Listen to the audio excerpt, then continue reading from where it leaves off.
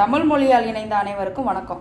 இன்றைக்கி நம்ம என்ன வீடியோ பார்க்க போகிறோம்னாக்கா, சூப்பரான மழை காலத்துக்கு ஏற்ற மைசூர் போண்டா எப்படி சூப்பராக ஹெல்த்தியாக கோதுமை மாவு வச்சு செய்கிறதுன்னு பார்க்க போகிறோம். இதை நீங்கள் பார்க்குறதுக்கு முன்னாடி நம்ம சேனலில் இன்னும் சப்ஸ்கிரைப் பண்ணலைன்னா சப்ஸ்கிரைப் பண்ணிடுங்க. கூடவே வர பெல் ஐக்கானை தொட்டு விட்டுருங்க. இது ரொம்ப இந்த மழை காலத்துக்கு சூப்பராக நம்ம வீட்டில் ஈஸியாக பிள்ளைங்களுக்கு ஹெல்த்தியாக செஞ்சு கொடுத்துடலாம். வாங்க இதை எப்படி செய்கிறதுன்னு பார்த்துருவோம். மைசூர் போண்டா செய்ய போகிறோம். இதுக்கு நான் 1 கப் கோதுமை மாவு எடுத்திருக்கேன். எல்லோரும் மைதா மாவில் தான் செய்வாங்க. நம்ம கொஞ்சம் ஹெல்த்தியாக இருக்கட்டுமே அப்படிங்கிறனால நான் கோதுமை மாவு 1 கப் எடுத்திருக்கேன். அதுலேயே அரை கப் அரிசி மாவு, தேவையான அளவு உப்பு, சோடாப்பு ஒரு 2 பிஞ்சு. இது போட்டால் தான் அந்த போண்டா நல்லா உப்பிக்கிட்டு வரும். அதனால தான் இது நம்ம சேர்க்குறோம். தயிர் 1 கப்பு. இந்த கப்பில் 1 கப்பு தயிர் எடுத்திருக்கேன். எந்த கப்பில் நம்ம கோதுமை மாவு எடுத்துருக்கோமோ அதே கப்பில் தயிர் எடுத்துக்கோங்க. ரெண்டுமே சேம் அளவு. இது அதில் அரை கப் அரிசி மாவு. அரிசி மாவு நம்ம மொறுமொறுப்பு வரணுங்கிறதுக்கு தான் நம்ம சேர்க்குறோம்.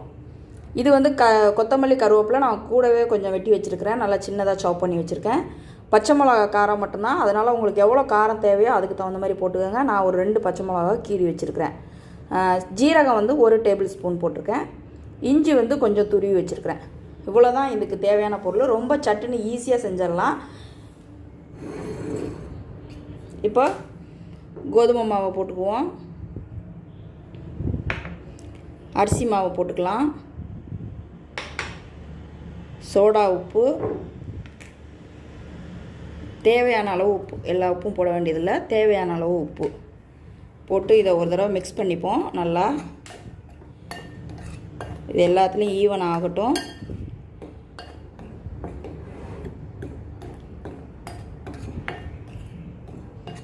மிக்ஸ் பண்ணிவிட்டு இந்த தயிரையும் இதில் சேர்த்துடலாம். தண்ணி தேவைப்படாது. கரெக்டான மெஷர்மெண்ட் இருந்துச்சுன்னா தண்ணி உங்களுக்கு தேவைப்படாது.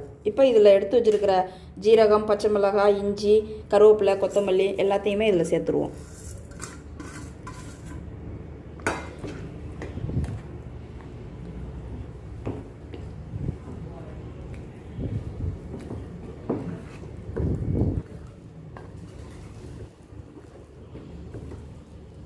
போண்டா போடுறதுக்கு கொஞ்சம் மாவு கொஞ்சம் திக்காக தான் இருக்கணும். அதனால் நம்ம தண்ணியெலாம் ஊற்ற வேண்டாம். இந்த தயிரோட இதே போதும்.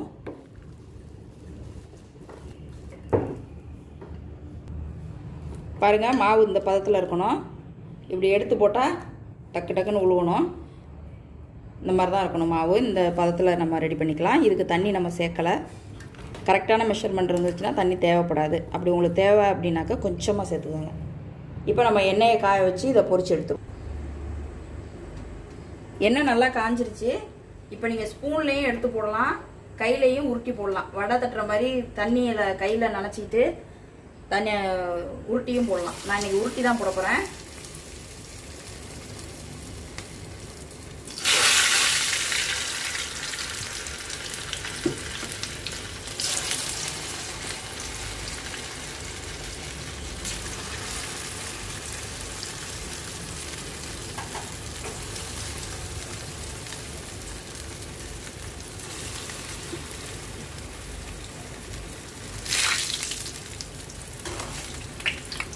பாருங்கள் எவ்வளோ அழகாக உப்பி வந்திருக்குன்ட்டு. இந்த சோடா உப்பு போடுறதுனால தான் இது மாதிரி உப்பி வரும்.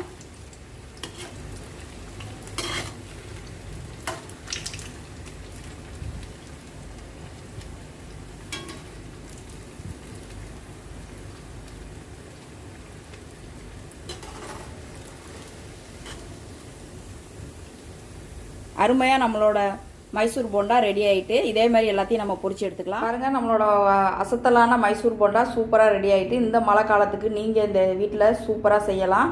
கண்டிப்பாக ட்ரை பண்ணுங்கள். நம்ம சேனலை சப்ஸ்கிரைப் பண்ணாதவங்க சப்ஸ்கிரைப் பண்ணுங்கள். கூடவே வர பெல் ஐக்கானை தொட்டு விடுங்க. தேங்க்யூ.